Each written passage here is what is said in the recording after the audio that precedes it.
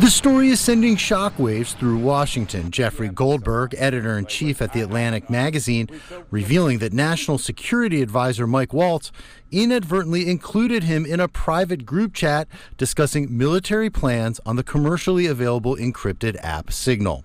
The chat included more than a dozen national security officials, including Waltz, Defense Secretary Pete Hegseth, Vice President J.D. Vance, Director of National Intelligence Tulsi Gabbard, CIA Director John Ratcliffe, and Secretary of State Marco Rubio. The topic: plans to launch attacks on Houthi rebels in Yemen. Why would they do it on Signal? Why would they do this on a messaging app? And why would they invite the editor-in-chief of The Atlantic to watch? After the U.S. missiles hit their targets in Yemen, the text thread included congratulations and emojis. The White House has confirmed the authenticity of the messages. Since the article was published Monday, Trump administration has been in damage control mode.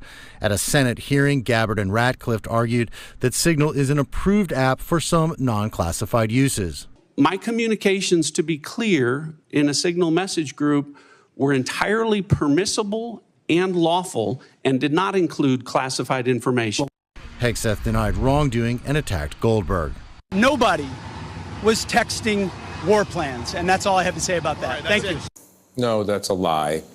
He was texting war plans. He was texting attack plans. I continue not to publish it because it felt like it was too confidential, too technical, and I worry, honestly, that sharing that kind of information in public could endanger American military personnel. Democrats are pouncing.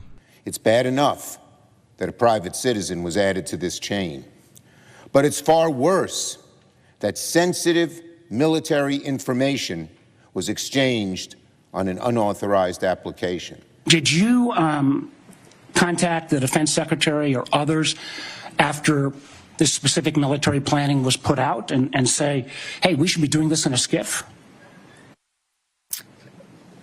There was no classified material that was shared in that. So then Signal if there was no chat. classified material, share it with the committee. You can't have it both ways. These are important jobs. This is our national security. The chat also included divergent views about attacking the Houthi rebels, with Vance pushing for restraint and others backing the attacks. Democrats and other critics of the Trump administration are calling for National Security Advisor Mike Waltz to be fired, saying his actions were reckless.